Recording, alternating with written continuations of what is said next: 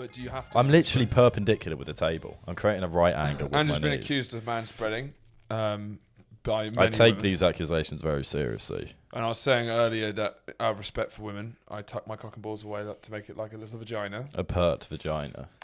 Andrew gets his knob out. I flap it and all I about. respectfully tuck it away so that people listen to what I have to say. Well, I'm just fed up of pretending to be someone that I'm not. What, a guy who tucks his knob behind his... I'm a man with a floppy cock. And I'm pretending. I do have a floppy cock, but I tuck it away out of shame. Out of shame. And embarrassment. Yeah. It's all those years But of could you sit any other way? insecurity. Is this the only way you can sit? Well, I could turn and sit. As I said earlier, you can turn when the points get more serious and we move away from some fun, jokey times. I often turn and then cross my legs. Yeah. But yeah, it's a little bit, you are sort of at work and it's a little bit. Look at where the chair is. Where else can I can't, I'm not going to put my feet on the table. Just a bit, and it's tighter trousers than usual as well. It feels like there's a lot of, it's fine to see maybe some balls, but the gooch, maybe not. You maybe can't- not. you can't see I don't want the- to see the outline of the gooch. There's a little strip on your gooch. I can see the detailing. I can see the detailing of your gooch. I just want to live in a world where men are judged on what they say rather than how they sit. Good, and that's what we're here to talk about. That's what we're here to talk about. Men's rights. Men's rights. Men's I'm rights. drinking a Guinness this episode. I'm not gigging tonight. Oh God, we're not going to make it through the Patreon though. Yeah, exactly. And Come and join on the Patreon for a- Patreon fun. Whenever Ratio has 2 beers, he always loses his mind on it. So please come and honestly, it goes insane after. There is a reason. The last 20 minutes of the Patreon when Ratio's drunk is fucking anarchy. You can watch his face get redder as this episode goes on, but watch it blow up and turn into a tomato. The January, February episodes during COVID is where we were drinking every episode. Yeah. And then I had to stop because I was getting you can't I was getting too worked up and I was saying things I didn't mean. I was getting really flustered. And I got 2 Guinnesses here, so who knows? I'm gonna find out quickly why I don't drink. Strap in. It's gonna be a crazy episode. It's our 99th ep. It's the 99th ep. For the 100th ep, we're probably gonna do a Q&A. Send in some messages. Put in the comments what you want to see for the 100th episode of Boys Gone Wild. We were talking about potentially a bum off. Yep, which I guess is some form of bum judgment competition. No, it's more like how battling rams might absolutely yes might battle for say no more superiority by smashing their heads together. So is it like we get our bare ass and we battle? So what you're by saying smashing is from one ass to the other. What you're saying is backwards jousting. Fully clothed on horse, and then you out of respect you only fully clothed. You only put your ass cheeks out as little as you possibly can. We could cut little holes in trousers. There's something funny about just putting them down a little bit and then ramming them against each other. And it's whoever falls over loses? I think so. Well, comment what you'd like to see from the bum off. Or we were talking about a dick measuring contest, but a genuine one. Because dick measuring contest gets thrown around a lot, especially with the leaders we got at the moment. You'll hear a lot of people in respected journals saying respected journals. Journalists writing in their little journals. But they're respected. They're respected Come on. journals. That, politics is a dick measuring contest. Every time 2 big leaders meet, you'll see one article where it's a dick measure. Putin having a handshake with Trump, dick measuring contest. It's all dick measuring. But do they have the balls to carry it through and actually do it live on a podcast? But do they actually have... This isn't a dick measuring contest. In their sense, it's an actual dick measuring contest. It's a legitimate. Which is not really a dick measuring contest. It's the only kind of dick measuring contest. A handshake, that's a bit of a dick measuring contest. A dick measuring contest isn't that much of a dick measuring contest. It's when you get your penis out and you get a ruler and you work out who's got the larger cock. It's not that much of a dick measuring contest, though. No, it's a dick measuring contest. It's a dick measure, but it's not it's not like that much of a dick measuring contest. It loses some of the symbolism intended behind the phrase. When you're literally checking the inches of your penis. That's what I do. It's more like a dick assessment. It's like medical. Yeah. There's a lot it's of promoting there's friendship science. over rivalry. Sure, exactly. It said this is the size of your penis, and this is the size of mine. Let's now move forward with I life. think the way to do a friend-based dick measuring contest is you both measure. I'm all ears. You both measure the dick, and then together we whisper. We turn away from the camera, and you have your dick measured. Yeah. I have my dick measured. Then we add it together, and we say the combined. One. And then we look. We go. We're not going to tell you who's bigger, but we're just going to tell But you here's the combined. Combined, that's us. Combined, half an inch combined. And we don't want you to try and work out where the barrier comes in. Who's taking that is because that ruins the spirit of the dick measuring contest, the big 100th episode dick measuring contest. So if you've got any better ideas than bum ramming and dick measuring contests, then please comment something below, because we are maybe stretched for ideas. We probably want to do a bit longer than an hour on that episode. So far, we've got about 20 minutes with the bum. I think we should get some champagne in. I think we should get quite rollicked for it. I'm planning to get incredibly fucked up for it. Yeah. Let's get silly drunk. I wanna definitely make sure that we can't even possibly make it to 200 episodes. Yeah. Okay. Cool. Yeah. Wait. Why? Because of all the horrible things. Awful things. It's good to go out on a blaze of glory. You know how there's so many podcasts that, oh, we're going to get cancelled for this, and they say something tame. Yeah. You're going to say some abhorrent shit. It's just like, yeah, it's over. Yeah, we'll get some whiskey in. I'm going to wear one of those Japanese kamikaze pilot things. Yes. Because that's what I'm doing with my career, that episode. It's a metaphor. Tune in. That's a metaphor. The dick measuring contest is not a metaphor. No, that's serious science, but also a metaphor for friendship. But anyway, you had a game show idea. I have a game show idea, and I think it's important to kick us off with it. Or is it important to kick us off with it? No, firstly, I want to talk about my father. Okay. My father has reached the age. There was an F1 contest sport race on Sunday. Yeah. And F1.com have a Facebook page, and they posted a picture of Lewis Hamilton as the winner. My dad is now the age where he comments on it, not tagging anyone, saying, "Go Lewis, epic race." When did he cross that barrier? Because it is a certain age. 3 years ago. 3 years? 3 years ago is where I started seeing changes. So 4 years ago, yeah. Scroll past that. Drop a like. What's he doing? So he's dropping a like. People who, because it's the gateway. It's like Compass Mentis people do. Yeah. But now, do you think he maybe snuck into it by potentially liking other dads' comments because who are like maybe 4 years older than him? Sadly, he got in an argument with a Verstappen fan on it as well. No, you can't be on. The Verstappen fan said something like, "Oh, he was definitely did something with his engine." Did he call him a pillock? No, he did. Well, not far off. It was he might have actually. But, well, Verstappen fans are pillocks. Anything to take away Lewis's win. So that's Dad. Back to the game show idea. Yeah. Now, everyone gather around because we've been trying to find the ultimate game show on this podcast for a while. Yeah, we had Jump. Jump, but that wasn't birthed on the podcast. No, that wasn't.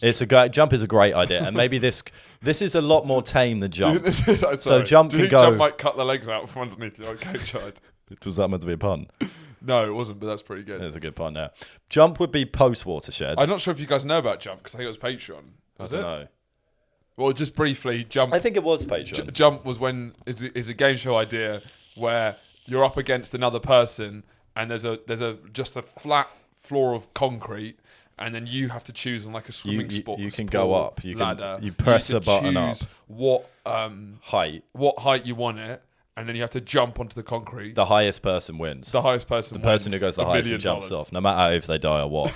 But yeah, and we added that you're not allowed to know what the people did before you. Yep. So you just have to purely go on guessing, and you just hover up, and then once you push a button to go up, and then once you go up, you can't go back down. Yeah. And you have to jump. And you can't forfeit. Once you're on it, you're there. Because you said, well, you could have just gone lower, but now you've clicked it, now you have to jump. There's a medieval pikesman with a long pike poking you at the... Just if you were trying to turn back... Medieval pikesman, absolutely. The game show is nothing without the medieval pikesman. A long pike, just so you don't think about coming back. The concept's lost without the pikesman. We all know that. Come on, it's obvious. But this would be pre-Watershed. So I think Jump would probably have to be post-Watershed. Okay, so it's the same production company we do. Yeah, we cater for all audiences. This one's slightly less gruesome. Right, there's 4 contestants. Yeah. Now, 4 contestants, and there's 4 different rounds, right? Each person will take a go at being the person that's guessing, okay? Yeah. Each round. So then the other 3 contestants will play a game, perhaps Jenga or something. Yeah. Cluedo. I mean, physical games better once you know what the concept is. So let's take one round for an example. 3 of them are playing Jenga. and I'm guessing. Now, one of those 3 people desperately needs a Wii. They have to play Jenga, and the person has to guess which one of them desperately needs a Wii. Okay. So there's a little bit of jump. You can tell it's from the same company. It's from the same company. It's from the same company. So the 3 of them, so if the person guesses, they get, I don't know, 3 points. And then none of them get any. But if he doesn't guess and he gets the wrong person, then the team get points or something. Wait, is it teams of 3? Yeah, but you each take a go at guessing. Okay. So it's 4 are playing against each other. Whoever's got the most points at the end of the game and end of the day wins. Great. So, that's it. I felt like there was something else that was really felt like this was just the beginning. No, that's it. No, that's all of it, yeah. No, I was going to now go into the tactics. So when the 3 people are there, they're allowed to discuss before they start playing Jenga. How are we going to play this? And there's only 2 options to play it. But, well, no, there's way more, actually. I'm doing the game a disservice. But you could either say, let's all pretend we really need a Wii, or let's all pretend we don't need a Wii. Whichever way's best, and that depends on the people there. Or the person who doesn't need a Wii pretends they need a Wii. And the Exactly. person who does need a Wii. You could try and double bluff them. It's like a game of poker. Yeah. Oh, my God. Yeah. Yeah. You can just say it's great. No, I love it. I'm trying to work out some of the hijinks that happened with this format, because I guess if you visibly look like you need a Wii, you're like, well, he's obviously. But if you'd have to discuss, if someone's like, I'm really bad at hiding when I need a Wii, then you're all going to have to pretend you need a Wii, and then it's who's the best actor. Yeah. And then it's the person guessing us to try and work out who's acting and who's not. Yeah. But if someone's like, no, I don't, I can fuck While it. they're doing a game of Jenga. While playing Jenga. What was any point of winning or losing Jenga? Does that come into it at all? It could do. Maybe you get extra points if you points if you win Jenga. Yeah, sure. You get an extra point. You can get a point if you win the game. But they'll be like Jenga, maybe Cluedo. But I want it to be. Cluedo. Oh yeah. Yeah. I tell you, it'd be more. Got a mustard in the dining room. What about the one with the operation? That would be the best. That's one. good.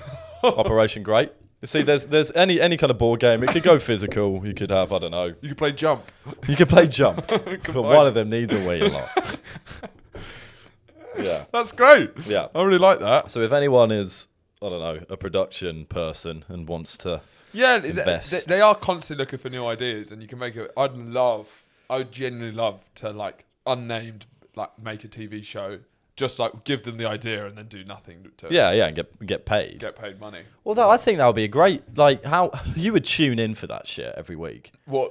Yeah. Who needs a piss? One of them needs a piss. It's fucking brilliant. It's true. I do think, even though I think there's some good game shows on TV, I'm like, the kind of world's your oyster. So all game shows are kind of shit when you think you could do anything. You really could do anything. Yeah. Yeah. Well, I think we're at the early ages of game shows. It's going to. Do you think? Yeah. It's like how we didn't have sound in film for a long time. Now we're going to start. I thought game shows have been around since the 50s. They have been around a long time, but it's a naturally like a longer period of time of development than films. Famously, it's weird I'm having to tell you this, but famously take a much longer to develop as an organisation and as a culture than films do. Yeah. Because they're making daytime TV money versus Hollywood money. It's true. So they need new minds and new entrepreneurs to come into the game show world and really start to kick things off. And that's exactly what we're doing with our 2 different versions of a similar game. Exactly. You also wanted to say that you went to the barbers. Yeah, they gave me free argan oil. Now my hair smells like a tree. Okay, I've been suggested argan oil as well. Yeah. What are your thoughts on argan oil? It smells like a tree. Okay. Yeah, No, I've had problems with this barber. I love him and I love him too much. But yeah, he keeps trying very brotherly in the sense that you resent him to a certain extent. Yeah, because he doesn't do what I ask him to do. But I can't not go back there because I like him too much. He keeps trying to make me go to Butlins. Have you ever been to Butlins? No, I haven't. He went with his family and he stopped cutting my hair to show me a 3-minute walk around video of Butlins. How long did he show you of it? All 3 minutes? 3 minutes. There's only so much you could say, oh, that's a nice water slide. Oh, that dining room looks chic. He takes a long time to cut my hair because we like each other. He comes in. When I come in, it's like, oh, this is my social part of the day. I can have a chat. This guy doesn't got anywhere to be. But you do have places to be. I went on my lunch break. Yeah. I was busy. Yeah. But... No, he's too nice. And he gives me free things every time. He's given me free argan oil shampoo, free argan oil finishing spray. Well, you clearly need argan oil. Yeah, but he also gave me a lilt mojito flavor once. Wow. He asked his brother who works there to go and get him a lilt mojito, and he said to me, it was so hot, he was like, I really need this today. And then I went up to pay at the counter, and I was like, is that any good? I don't know. I'm not interested if it's good, but you just ask these questions. And he was like, yeah, it's great, have it. I was like, I know, I'm not going to take your lint mojito. And he was like, no, seriously, have it. We love you. And it was like, because he's... so you really have a close relationship? I was like, I don't want to take your mojito. But I've learned with him to just accept any gifts, because he'll probably take it as a slight if I don't. But you're not a huge fan of his hairdressing? Not a massive fan of the skill he provides, which is the problem.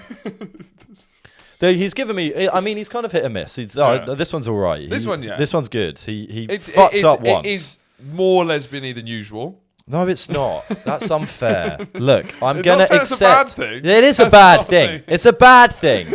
And I'm going to accept... No, because then the lesbian comparison becomes redundant. Say it when it is. Call it like it is, and it's not now. I think it's more so now than it was before. That's nonsense. That's drivel. Okay? High-class lesbian. Fuck, don't call... I'm not going to be referred to as another academic lesbian again. That is not what's happening here. That haircut was. This one isn't. Okay? It's very specific when it happens, and I know when it happens, and this is not one of these times. I don't know. It feels... God's sake. Yeah. I feel this one more so than usual. No, what do you mean this one more so than usual? This is like the same fucking haircut I've been getting. No, I think this one, it has a bit more... Oh, fuck's sake. Here we go. It's hard to explain, but I think maybe the floppiness of it is... My hair's floppy. Get over it. I'm over it. I'm absolutely over it. It's really nice coming back from a haircut to be told you look like a lesbian again. No, I'm not saying it's a bad thing. I'm not saying it's a bad thing. It's not a good thing, is it? I'm not sure we can say it's a good thing. I think it's a good thing. No, you don't. It's like you said I look like Judith Butler. You do look like I do look Judith like Butler. I do look like Judith Butler. It's fine. It's fine, I know. But you know, in this economy, looking like an intelligent lesbian, you're the person people come to now. You know, I'm not sure I can just dissolve my privilege as a white man because I've got a lesbian's haircut. I feel now in 2021, someone goes down on the tube. Someone goes down on the tube, isn't heart attack. Yeah, goes down on the tube. So yeah, sorry. Do you work in like the US Army or something? Man down. Man down on the tube. Yeah. Target neutralized. They'll be like, where's this woman knows what she's talking about. Well, that's you look very reliable. Well, I'm not reliable in that situation because I say I know. I know you're not, but people think you are. So in that situation, they go, I know I look like a lesbian, but I don't know what to do with this man who's had a heart attack. That sounds like more trouble. I thought you were a doctor in gender studies. Yeah. Oh, okay. Well, that's a double whammy then, isn't it? No, I just look like a lesbian academic. And even though I actually work in financial crime. The person's died. The person's died. You've dithered too much. I've dithered because they're too interested in what I do. Yeah. So do you think the Queen's going to die? Yeah. Do you hear that? Oh, I guess it's the next door. Just Taha. I think the Queen... Well, there's some worrying reports coming out of Buckingham Palace. Very worrying reports. Well, my sister works in broadcast journalism and it seems like everyone's very much prepped for her to die. You know, there's a whole, procedure when she dies that there's a light. Yeah, you've spoken about this on the podcast before, actually, because you never shut up about it, because I've heard that like 10 times in my fucking life. Just because my sister knows it, you think you're like your mum when you think you hear a piece of gossip, you just bang on about it all the time. There's a red light in the BBC. Blue light. It is interesting for the people that don't know. There's a blue light in the BBC News office that's there just to go off when the Queen dies. It seems a bit overkill because there's other ways to... And there's a yellow light for when I die. And I think the BBC News... Very different procedures. Has... Really? Well, there's both... Yeah, blue and yellow. It's when I die it goes off. The yellow one goes off. What happens when the yellow light goes off? Celebrations and people popping champagne. Really? Yeah. That's so it seems odd given that they don't really know who I am yet. But it seems incredibly offensive. Yeah, I know. A national holiday as soon as you die. Yes. A celebration. Yeah, not for mourning. Ding dong. Ding dong. The lesbian's dead. It's actually deeply homophobic, but because they don't know your actual gender. Yeah, it's true. They've only seen pictures of me, and this lesbian is mouthy. Don't worry, I'm a man. Thank God. Turn the light off. But I'm worried. It's knowing that it's coming. It is annoying because it's like you just know it's gonna happen. Like if there's a big thing you got to do in a day and the Queen dies, it will fuck up the day a little bit, I feel. So what big thing would you need to do? Well, just if I'm shooting something, if I'm going to a gig, if I'm going out of town, if it's if you're inviting people over for a night out, there's lots of different things over the coming period. Is it gonna be that? Like, I think it's going to be infrastructure going to grind to a halt. No. I think it'll be huge culturally, but I don't think it's going to stop you having your mates over. I feel a lot of people will dip out of respect. They'll make up excuses. Yeah. Because I'm getting nervy now because it's just like you want it to be at the best moment for you. You're absolutely right. That's the most important thing. I want it to be on a Sunday. It needs to be an opportune moment for you. I don't want to be with someone who I don't like either. Like you don't want to have that news notification. Like if I'm at a gig with a comedian who I don't particularly like and I'm small talking, and then he gets a news notification, or her. I also don't like female comedians. He doesn't like either of them. Yeah, it's a very broad. I don't want you thinking I'm unequal in my dislike of comedians. I also don't like female comedians. It's definitely broad, but mainly men. Mostly men. And then this male or female comedian tells me the Queen's dead, and then I find out the Queen's dead through them. That's going to annoy me as well. Because it feels like they're stealing your experience of history. Yeah, exactly. Because it's history happening. Because it will be unbelievable, I think. Yeah. She's been since the 50s. She's been the monarch since the 50s. Yeah, it's pretty. It's a long time. She's seen we've only seen 24 years. Pretty much the whole of the post-war period. Yeah. She's been the Queen. That's pretty much all of it. Yeah, it will be something. Be like when Arsene Wenger left Arsenal. No, I'm afraid it won't. I don't even. It will. Will you be sad? Yeah. Will you? Yeah, I'll be sad if the Queen dies. I don't like the monarchy anymore, but I like the Queen. You like? Yeah, I like the Queen. I guess personality-wise, yeah, it will be sad. Yeah, she's just too far removed. She's such a maverick. That's what I love about her. She's such a charismatic maverick. She really is. She really does bend the rules, doesn't she? Just bring something interesting to the monarch. It was ready for a shake-up, and she really grabbed it by the balls. That's what I like about her. Yeah. She's sort of like a Paul Gascoigne figure. No, mad respect to the lady. We got nothing but no, it's because, but also it means that like we don't like the monarchy now. We're gonna hate it when she's dead. Do you know what I mean? Hate her when she's dead. No, we don't like the monarchy now. If you're a Republican now, it's gonna be way worse when she's dead. Who takes over? Is it Charles? Like that's just gonna be fucking shit. Is he the man with the white hair and the racism? Yeah. He looks like the big ears. Yeah, like a tomato. Yeah, the one who like was a dick to Diana.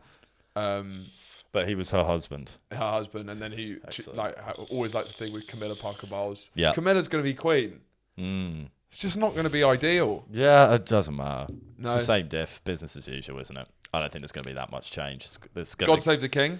That's the big one. Yeah. You're right. Yeah. That is a big change. Yeah. I think everyone should, out of respect for the Queen, not sing the king bit on the first one. You just leave it blank. Well, you can say the Queen is dead, long live the King. We've never been able to say that in our lifetime. Yeah. But it's going to be quick. Then he's going to die, hopefully soon after, so we can start chopping them along. But it's going to be. Yes, we'd like to publicly come out on this podcast and wish Charles an early death. I think it's going to be absolutely mental. I think you're not quite ready for how you're. I don't think the trains are going to stop. I think that's what you're thinking. Out of respect. Well, there is a period of mourning that occurs. The TV, something on TV. Yeah. They're not allowed to show some shit on TV. There's a period of mourning that occurs, and I know there are some services shut down. But surely, there's not going to be that many services shut down. Shut the borders. Well, I'd thought maybe you get some time off work. That'd be nice. There's going to be a. I don't even get bank holidays off. It's going to be very sad. But the main topic we want to talk about today, that we've been dancing around, was the fact that there is a new push for Crazy Frog to be the Christmas #1. You told me about this. I haven't seen this anywhere, so you're gonna have to lead this as a thing. So remember when Killing in the Name of by The Prodigy? No. It's like no, it's not the Prodigy. It's like something machine killing. Rage Against the Machine. Rage Against the Machine. So it's a protest against Christmas number ones. Now Crazy Frog is going to be the new one for this year, because there was that fucking like Lad Baby or some shit with their sausage roll song. I think who got it last year. Lad Baby, yeah. With the sausage roll song. With the sausage roll. I guess don't stay up to date with the charts. But what's the what's the movement against the Christmas number one? It's just like it's trolls essentially, a group of a large chunk of the population being trolls and like wanting to ruin, because the Christmas number one has often been a Christmas song or like a new Christmas song that some pop artists would bring out, and then the British public had enough. And they said they put their foot down. As they've done many times. Have they done many times? And many times since. And to be honest, I think you got to enjoy it. Okay. I do want to hear Crazy Frog as being the number one. I want Crazy Frog to be number one when the Queen dies. Yeah, I think that's more appropriate. That will really show the respect. State of it will show the state of the nation. Yeah, you know, the radio stations have to play the day after. There's been radio silence for the day the Queen dies. The next day comes around.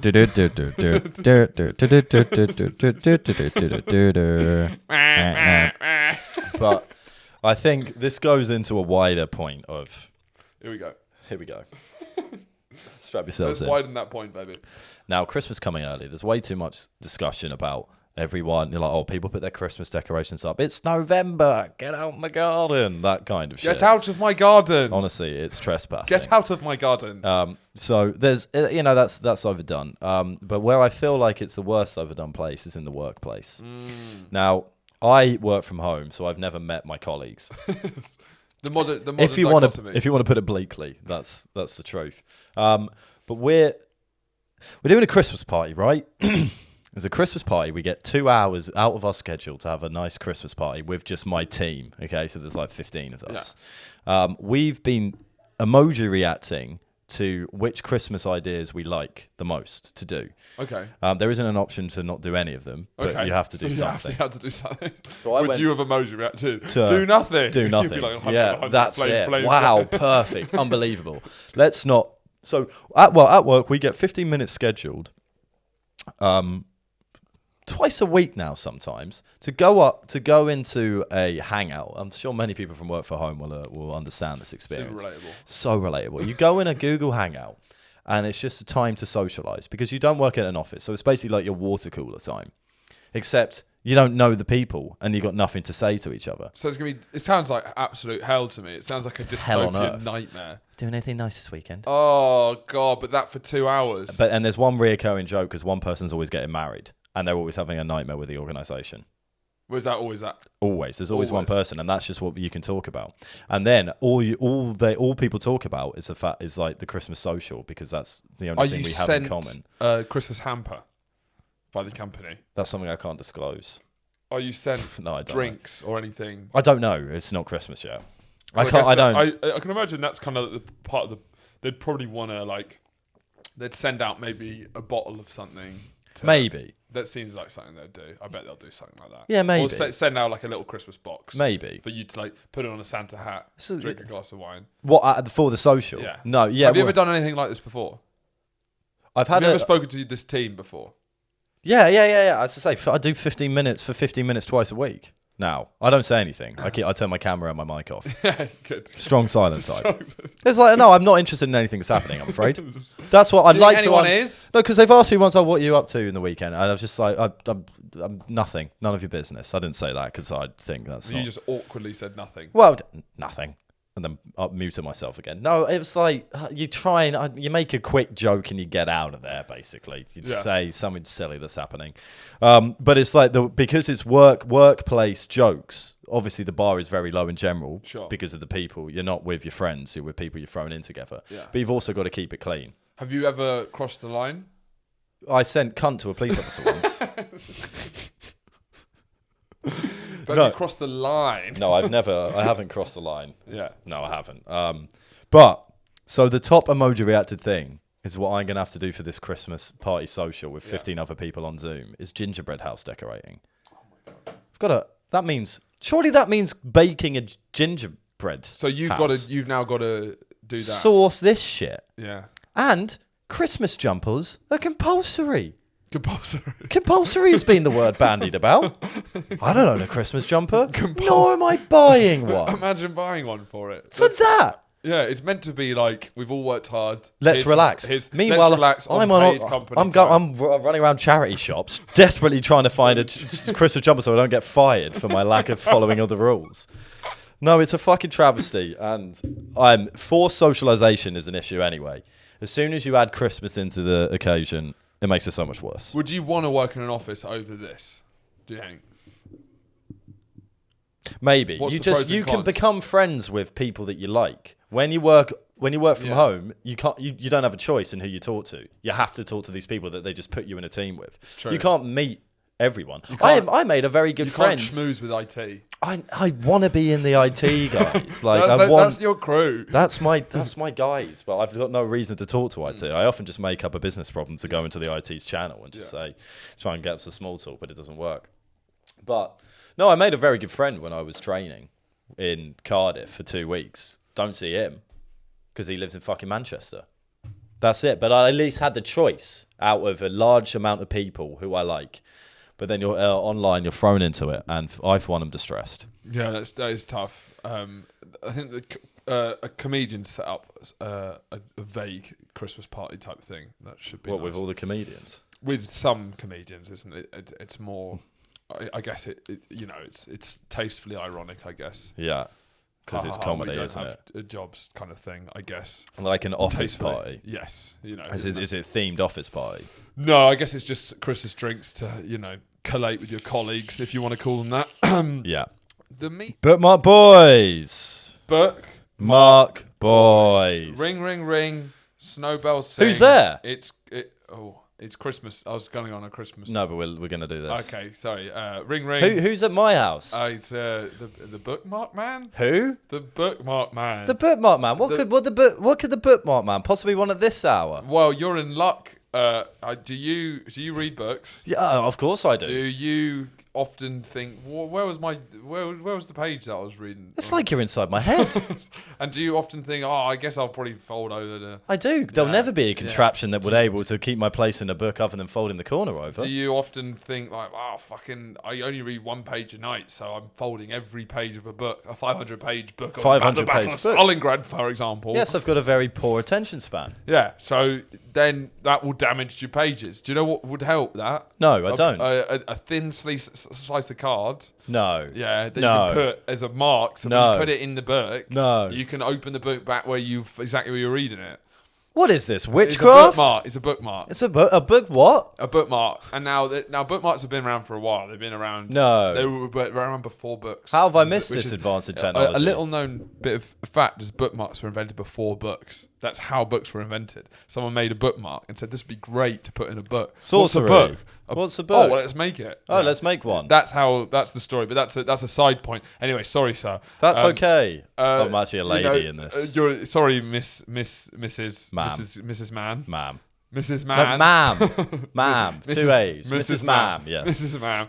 And also, while you have a bookmark, which I do not, you might as well have one that has a fun quote from pop culture references. Well, I'd expect that to be standard on all bookmarks. Well, is it not? Well, we live in a world where bookmarks can just have no celebrities and fun quotes. Name any show. Name any show. How about Taskmaster? Name another show. How about The Office? Oh, well, you're in luck. Oh, no way. Live fast, sure, but die young, die old. David Brent, here you go. That's that for me? That's for free. Is that one's for free? It's not for free, actually. The meat of the show, the thing that we have been banding around, skirting around, is Taylor Swift's new video. Now, I am feeling drunker than I thought I would. I haven't actually eaten, so I'm worried that... He's had that much of a bit. No, that's my second bit. That's my second bit. So I'm worried that... Andrew warned me before we started the podcast that potentially people won't be as on my side as I maybe thought they would. Yeah. But I don't care. Oh, God. Here we go. That's not a good start. So I started reading articles about this first, and this is kind of one of the biggest news stories. As you often do. As I often do, in the journals. One of the biggest news stories has been Taylor Swift's new 14-minute short film of a re-release of a song she wrote 10 years ago. I believe 10 years ago, yeah. All Too Well. All Too is Well. what it was called. It's from her album Red that she's re-releasing. Sure. Why is she re-releasing it? I think it's a 10th anniversary edition or something like that. And this is a way to plug it. Yes. And I heard about it mainly through gossip, which I'm a sucker for. I'm not a fan of Taylor Swift's music, but if there's gossip involved, I will sign yourself up. Sign myself up. Yeah. Where the video was apparently talking to one of her many publicised celebrity relationships, one of them which was with Jake Gyllenhaal. Gyllenhaal. Which is the actual the correct pronunciation. As all of our fellow podcast listeners know. All know. The actual pronunciation is Jake Gyllenhaal. Gyllenhaal. I believe it's Norwegian. And Scandinavian of sorts. The point of the video was about her 3-month relationship with Jake Gyllenhaal. 10 years ago, implying through the news articles, from what I've read, that this was like, Jake better stay indoors. I wouldn't want to be Jake Gyllenhaal right now. Do you think that was her intention with it? Well, this is the big question. I came to it thinking I saw a lot of Taylor Swift fans who are famously the worst fans in the world, and I am comparing that to dictators. Second to Doctor Who fans. Second to Doctor Who fans. Come on, let's they're be honest. up there with some of the exterminate. Kind of a bizarre selection of fans with Taylor Swift fans. Because Swifties, because it also has... I learned that today. What I find weird is that there's like a lot of a woke crowd and like queer community seem to like Taylor Swift as well, when to me she seems like the straightest. She does seem very straight, yes. She doesn't seem to have any queer... Not queer identity. She doesn't have any sort of queer elements to her at all. No. But then people who she are seems sort like quite a basic queer white identifying girl. or queer adjacent seem to also connect with her music, which I find interesting. I don't understand it. So I'm not a fan of Taylor Swift's music, so I'll say that going in. But when I read all this stuff about Jake Gyllenhaal, I was like, it looks like he's getting semi-cancelled over something. And I was like, all right, so he's clearly done something pretty awful. Something pretty bad. And this is her doing a girl boss takedown of Jake Gyllenhaal. This is a short film where she's finally putting right what happened. Already the age thing is... Because before that, because how I saw it, as well, how I came across it, there was a lot of references and things on TikTok that I just didn't understand what was happening. There was like an example that was a guy making a joke saying that he was going to make his Hinge profile more controversial, when he basically just photoshopped himself in with Jake Gyllenhaal. So for a long time, I didn't know what he did and why there was any kind of attempt to even defame him in any way. But I saw an article saying Jake Gyllenhaal's first day in public since the release of the video, where he was at an award ceremony introducing someone, didn't mention it. Yeah. So expecting it was such a big deal that he should a revelation. It. Then BB showed me the video, and I watched all of it. I mean, let's start with the aesthetic. Yeah. Bo Burnham recently released a song that I've actually had a lot of people have some backlash with, White Woman's Instagram, where he does a song where he shows the framings of the class of white women's Instagram. It was like she'd listened to that as a style inspo. Sure. The whole thing was shot in sort of a square, so it almost looked like an Instagram post. Yes. Had a sepia filter, was set in autumn. Pumpkin spice latte sort of vibes, which is another sort of joke about white women. Yeah. Pumpkin spice latte. Yeah. It was incredibly chuggy. Yes. You've taught me this word. Chuggy is a way that Zoomers sort of just differentiate themselves from millennials by saying anything between 2008 to 2014 is uncool. Taylor Swift is sort of a queen chugger. But that's not just the aesthetics. Though, what I will say, the acting from both the two actors was actually very fantastic. Very fantastic. I was about to say that as well. Yeah, which is an even more damning report. Makes it worse. Makes it far worse. Makes it worse From the points being made. So I watched it a couple of times. Yeah. And I was I'm ready to be proven wrong, because the way that I'd gone into it was like there'd been this grave mistake from the man. Yeah. Or done something incredibly abusive. Obviously, the age is not ideal, but a 30-year-old dating a 21-year-old... Not the worst thing. That wasn't even the point of the song. No. That wasn't the... There's a lyric in there that alludes to his continuation of his dating of younger women. Sure. But... there's consent. Mildly problematic. I thought we agreed in love can span anything. Yeah. Other than certain ages, of course. It's not the least creepy thing in the world. No. But then the point of the song is what? And therein lies the rub. I ask you, as someone who really doesn't know, can you try and alleviate? As someone who doesn't know, I'm happy to give my expertise. Now, we both called white women we know. Yes, we did. Both We've have informed. not agreed with us that it's the lamest shit. Before we voice ever our seen. opinions, we've gone to our white female friends to discuss it with them. Now, there are what I have potentially learned from this is that there are two different ways that we can look at it from two different angles. One of them, but it's about the intention of the art versus the reception of the art, and how applicable, how like much responsibility she would have for the reception of it. Because what the opinion I heard was that a lot of women are reacting very positively to this video because you can see an emotional experience that they've had several times or something. So it's like a classic, a pretty prevalent experience for women in a heterosexual relationship to feel that it's just. And again, so at that point I was pushing for. So what's he actually done? Completely wrong. And it's more just, it's the feelings of that. So I think that there's something to do with, I don't know, him. Again, I can't say what it is. I think it's just because he's a man. Because he. So the big pressure point, the big leading up. And I was like, after that, I was like, he better hit her. But okay, actually, I was like, he better. Because and I don't mean he should, but I'm like, from the backlash I've received, he better that you've received. He better at least do something that is remotely bad. This is all her point of view. It's gonna be biased. Yeah. It looks like it's his point of view. It looks like Jake Gyllenhaal made this video. Yeah. It looks like because of how we'll get to the ending, but it looks a bit. It looks like Marriage Story. It looks like this is like a diving into a kind of I guess so. But it's like it's not even scratching the surface of what the Marriage Story is talking about. Of course, I'm saying it looks like it, but in no way is it impartial. So the key moment that I can identify. So can I? Because unless I've missed something, we might have missed something. But what? Because what? Okay, what the point that was put to me was that it's almost.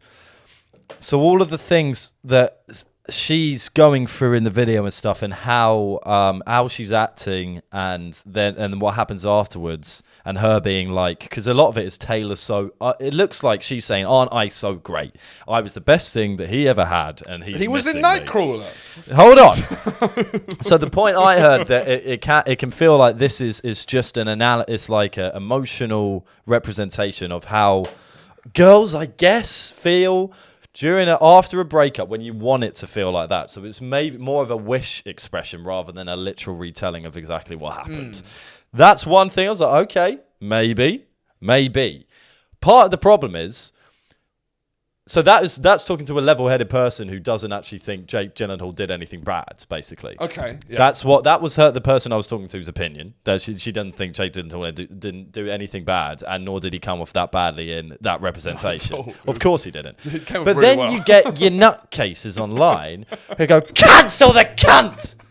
Kill Jake for what? What let's break down. And obviously this is a very male perspective, but I am more than ready to be educated as to what was so emotionally abusive. He was at a party with his friends. Absolutely. And this is so clearly a specific memory. Yes. That this so clearly happened to Taylor. Exactly. And it's so petty and bitter. I can imagine her crying. It was 10 years ago, Taylor. Well, hold on. You dated for 3 months, and the event in question, the only discernible sort of thing of wrongdoing, was the argument after Jake's character invites Taylor to see friends that he says I haven't seen in 10 years, or at least hasn't seen in a long while. He's talking to them. Yeah. He's not looking at her. No. And she tries to grab his hand, and then he sort of moves away. He drops it. And then they had the debate about it. And what was her argument? Wait, what? What was her argument in the argument afterwards? I don't know. No, they were just taught. It was basically. I guess the whole thing is that it makes her feel unwelcome in the friendship group, and he was acting a different way in front of them as he did in front of her. Has there ever been a more specific and minor issue picked up to play the devil's advocate. The dropping of the hand, which is referenced a lot in the song, it's art is metaphors a lot of the time, and it's not like we're going to be detailing out everything that happened of that evening because it's not the bloody time. I hope so.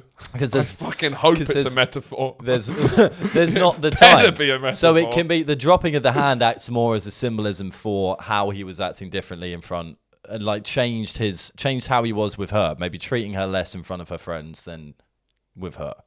That could be a point. I fucking hope so. I hope it's a metaphor. I think, and again.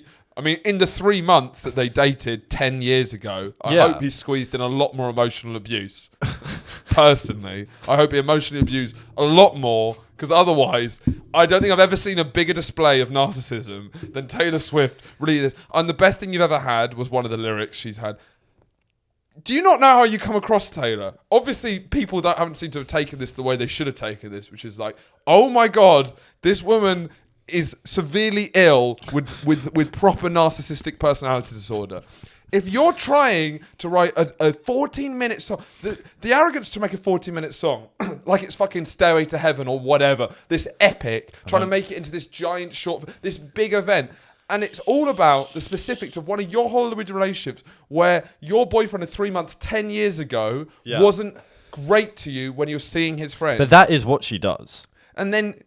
But like that, she writes love songs and breakup songs. Fine, there's a big industry for that. This is a specific thing about a specific relationship. But the event is so clearly specific and hasn't left her mind. But that's it. That's where I think the difference is, because I think it's about the responsibility you have when you're making that content, when it's going to affect the other person as well in that manner, because you know that there's going to be... It wouldn't affect me. Well, it would affect me with seeing the fans, but I'll be like, yeah, I did do that. It's the but it's the fans. I think because Swifties are the worst people in the world. There could be that it's... As you know, the dropping of the hand, or if we look and we dissect the video, there is nothing clear that he's done wrong, really. I was so ready. She's got to be doing something else. This is just. But then it's not an essay; it's a short film. So there's a certain amount. The problem with it is that people have taken. The problem is that people have taken it as an essay, and are therefore it's going, "Oh, Taylor's great, and Jake Gyllenhaal's a cunt." That's where the problems come. It can be read as just a look on what it feels to be broken up with, or the breakups, etc., which is what people have taken from it. It can be viewed as that. Okay. However, people aren't normal and rational, and all the fucking Swifties are going to go and try and cancel. So you think maybe Taylor wasn't doing it as a big jab? I don't. Well, because if it was no, but listen. If I thought it might be because going into it, having read about it, I was waiting for the smoking gun. As you say, I was waiting for the punch. I was like, come on. I was waiting for the punch, or at least some significant emotional abuse. I was waiting for that. However, if we try and distance ourselves from what we've read about it before and after we've watched it, and just watch it, you're not looking for something that he's done that badly. You can just look at her perspective of the breakup. The problem is now that it's then spilled over into externally, and now everyone's banging on about Jake Gyllenhaal, and that's unfair. But it's because Swifties are nutcases. I guess so, but they're everywhere, and there's some very reasonable ones who I feel... Name a reasonable Swiftie. I don't know, actually. That's a good point. But I know, like a lot of our fans I know are predominantly women, therefore they, by law of attraction, are going to be... There's going to be some Swifties. There's going to be some Swifties, and I am sorry, this is the same one we had a hard line on star signs. We're probably going to drop under 1K subscribers for the 100th episode after this. It feels like the same thing with star signs. It's not an attack on you ladies, white women... But that it was, if I haven't seen any backlash to it. Have you seen anyone? One article that was like, she's probably just saying her perspective. I was like, well, no shit. But no one's been like, what the fuck are we talking about? Apart from, But I think there should be backlash to the backlash.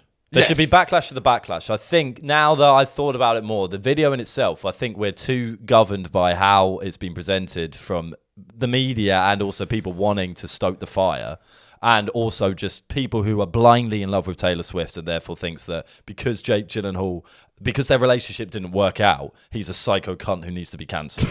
That's the problem. Now, here's an interesting bit of context. I know from sources... My parents got divorced when I was 7 years old. Interesting.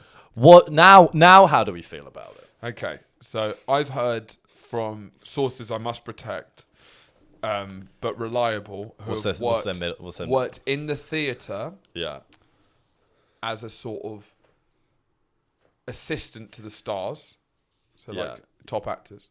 Jake Gyllenhaal came over to the UK, London, and so I knew this way before Taylor Swift, and she was warned, basically, that whenever there's a big idea that needs to be sold to Jake Gyllenhaal, it has to be from a man, because he never listens or respects women. Right. And that was just a known thing. She should have put that in the film. I went into it knowing this context debate about Jake, and I've heard a couple of rumours that basically he really doesn't listen to women or respect their opinion. Yeah. And I'm sure he's a prick. I'm sure of it. Fine. It adds up, yeah. Fine. He's probably a prick. Why was none of that in the video? I don't think I've ever... Because then that's... I've only ever... it seems like one of the most sympathetic portrayals of Jake I've ever seen, in many ways. You know... Because you're looking at it to be a diss track, rather than an exploration of the feelings of a breakup. If it's that, and it depends what... I'd love to interview her right now. I'd really love to understand. That's fair. If she's making it a diss track, she fucked it. Because she didn't include any disses. But if she meant it as an exploration of her perspective of a breakup... real relationship and a breakup... Then fine. The only problem is it's because everyone knows who he is. He knows who Jake Gyllenhaal is. Therefore, there's going to be consequences for him if you're doing that. And people are taking it as a diss track. So many people are taking it as a diss track. But even you are right now. Because that's what everyone seems to be taking it as that. So it must be. And that's... No, I don't think it must be. Because, but bearing in mind how the internet works, the louder voices are the more powerful ones. They're the ones that dominate all of the discussion. And then the media will pick up on these things to continue this circus that's occurring. Whereas a lot of the more moderate Swifties... If it's amusing on modern relationships and the nuance, and then it's fine. Because it's actually a really nuanced look. Yeah, which it could be. It's a really which I think is what it might be. And that's what the level-headed Swiftie I spoke to, that's what they said. Whereas... Was she a fan of it? Yeah. Okay. The thing I can undoubtedly say I'm not a fan of. So all of that like nuance aside and trying to balance the argument, and I think if you look at it in a different way, yeah, sure, it's a different thing. The thing that was fucking terrible was when she morphed into Taylor Swift. When she morphed into it, it's like, actually, guys, it was me all along, and now I've written a book about it. About what? No, it's just metaphor for her songs. And then Jake outside... Because she's typing, so instead of her... It's like... That's the one thing. The thing that I really hated about it was that, because she's like saying it's clearly about her, right, for the whole way through, and then because of this emotional angst, she's going to make something beautiful out of it, which is going to be her songs. But instead of, because I guess she thought that she wouldn't have her playing the guitar, and then she slowly turns into Taylor Swift. She just decided to change it that she's actually an author.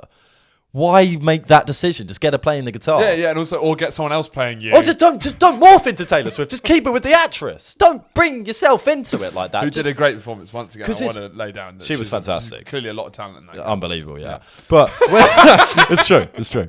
But when Taylor comes in, is she expecting us to go, oh, that was about her? Yes. That must be Jake Gyllenhaal. And all adds up. And then the actual ending. Outside. He's like the next building over, like he's a sniper, looking out. With her scarf on. Looking down a rainy window. And one of those key lyrics That's the petty bit. Because even if it was amusing on breakups, even if it was that, she's saying at the end, he still wishes he was fucking me.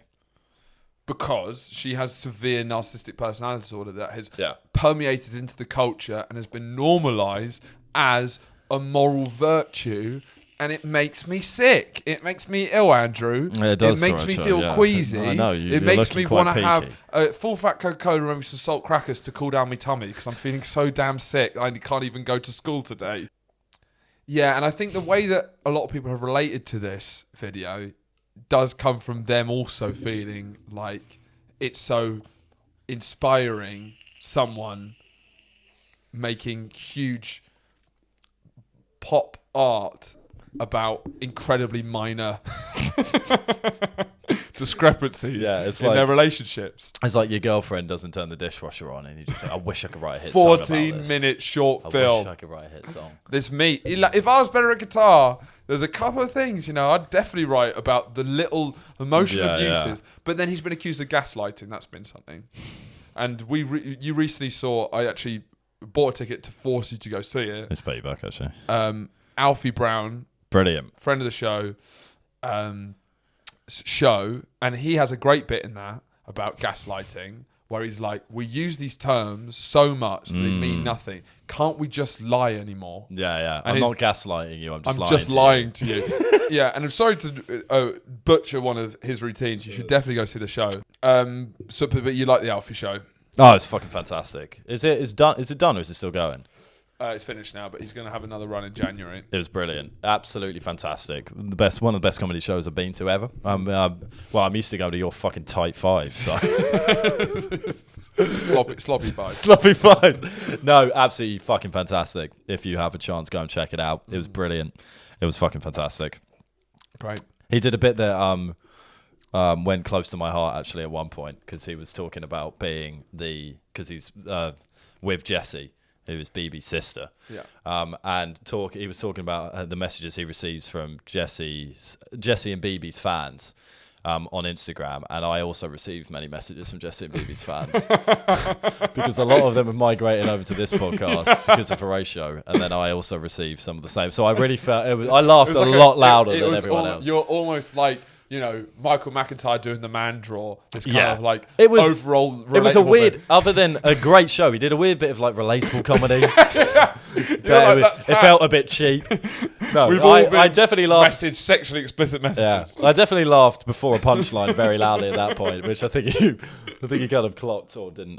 Just a strange man laughing, but yeah, that was fun. So it was nice to see someone represent you on stage. No, because I came back to Soho Theatre that night. Andrew had gone, but just because on Saturday night in Soho Theatre there's a lot of people there, and I ended up in a casino for the first time. Did you? For the first time? Well, I'd got a bit drunk. There was a big group. We were meant to meet the group somewhere else. They weren't there. Someone had said that they were at a casino, and I was like, "Fuck it, let's go to a casino." And so I've never been to a casino before. I went to the Empire Casino in Leicester Square. Quite a terrifying experience. It's quite it's a less classy place than I thought. Casinos make you feel intimidated for your first time gamblers for a reason. Yeah, exactly. And it's just like I thought it would be a bit more of a classy affair. And my actual favourite game at a casino is roulette. Like I've actually been to, because you've got very little skill. You just want the experience. I do think roulette is one of the most thrilling ones. Just of like fucking put it on black, and then you can all watch to see is it going to go black. Yeah, but you don't like to use your brain. No, I don't like to use my brain because you know it's going to go poorly. But there wasn't like a nice, maybe slightly European man with like a thin moustache who's skinny, who looks a bit like Luigi on the roulette board, like I wanted it to be. Instead, you've been watching too much Ocean's 11. Instead, it was like in a dark corner of the big kind of plaza. There was loads of computerized machines. Yeah. Like with little seats there with sad old people sitting there. With buckets of chips. And then you press the button. It's a faulty system. So when I pressed one button, it put a bet on something else, which was unbelievable. Yeah, that shouldn't be allowed. It was kind of unbelievable. Like it was so like unuser friendly. It was like I lost a lot of. I only put to the point of fraud. I put £20 note in. I was like, I'm ready to lose this just for experience. Yeah. I put £20 note into this machine, sucked in. And I was like, I'm ready. But then I'd like tap one quite clearly, and then one would pop over there, and I was like, I clearly didn't. This is clearly fucked up. Yeah. And then before you know it, he's rolling it, and I'm like, okay. Well, you can't stop the electronic. And then it cuts to a video of the actual casino guy rolling it. So it's really divorced from any odd. Part of me wants the experience of like seeing who I'm up against. Yeah, of course. I mean, you probably haven't gone to the classiest of casinos. The Empire Casino, Leicester Square, but it was. But you're not going to get the same kind of experience that you've seen on TV and films. Of course you're not. Of course you're not. I went to the Brighton Casino. On the seafront at 4 a.m. after we went clubbing. And sat down at the blackjack table, blinked, and I'd lost everything. Really? Yeah, because it's How much was everything? 20 quid. Okay, nothing really. But I'm ready to pay 20 quid entry. You don't pay entry. Yeah. I'm ready to go in. Yeah, no, the way to do it is you take 20 quid, just cash in, and that's all you got to spend. Yeah. And at the end of the night, you're ready to just have a bit of fun. And whilst all of this podcast has been going on, I've desperately needed a wee, so I'm going to have to go now. And I wonder if you viewers at home realised which one of us needed a wee for the whole time, because if you said it was me, then you won. Congratulations. Great. Well, we come to the end of the show. Thank you very much for listening. We'll be on Patreon as always, consistently posting on Patreon. And to be honest, though the Patreon episodes are shorter, recently They've been fire. I think they've been better than the main episodes a lot. Yeah, absolutely. I think Bavarian Snow Prince was an absolute corker. in my opinion, so the last episode we put on, not this week's Patreon, but last week's Patreon, I think for the opening 15 minutes of that pod was up there as some of the best broadcasting we've ever done in our entire careers. It descended into chaos pretty quickly. Yeah, and then it lost it a bit. But for 15 minutes, I don't think broadcasting gets much better than the Bavarian Snow Prince episode. So if you want to hear that, pay £3 a month. Just £3. How much is that a day? Divide that by 30.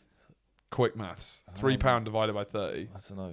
3 divided by 3 divided by 10. It's like, I don't know, 10p. 10p a day. I don't know if that's right. I think that is right. 30 divided by... This is actually really easy maths. 30 divided by 300. 30 divided by 300. Why 300? Because it's 300p. Okay, yeah. What? 30 divided by... Yeah, you tell me you're putting it into p first, you dickhead. It's a small amount of money. No, it's... What is it? That's really hard. 10 divided by 300 is 30. Yeah. Times 3. No, it's not. Wait, how much is it a day? What did I just say? This is pathetic. £3 a month divided by 30 days. Yeah, it's 10p. That's what I said, wasn't it? Yeah, 10p. That's what you said. You're right. Mid question. For 10 pence a day. That makes it sound more expensive than £3 a month. Do you think? Yeah. I 10p? don't want to pay 10p every day. I'll pay £3 a month. 10p a day? Yeah. I would listen to 10p. Because when you think about it, it's like you spend £2.20 on a coffee. Imagine your coffey's £2.30. And that's you done for. I don't want 10p going out of my account every day. I want £3 on a round a day. Sure, go crazy. Well, maybe we should make it bigger then. That's a lot. We should make that bigger then. So how much is it a year? Three. No, it's good on the month. You're overthinking it. No, 3. I think this is going to get a lot of patrons. £36 a year. But it's spread out. It's £3 a month. Let's do the final one. No. Times 10. There's nothing to do here. It's £360 every decade. Every decade. How much money do you make in a decade? That sounds worse somehow, actually. 300. All you have to do is one quick payment of £360 and you get 10 years of Patreon. £720 a century. Or 10p a day for the rest of your lives. £3 a month is what sounds good. £3 a month. Or £5 a month, depending on your... Give us your suggestions if you want anything particularly fun or interesting for the 100th episode.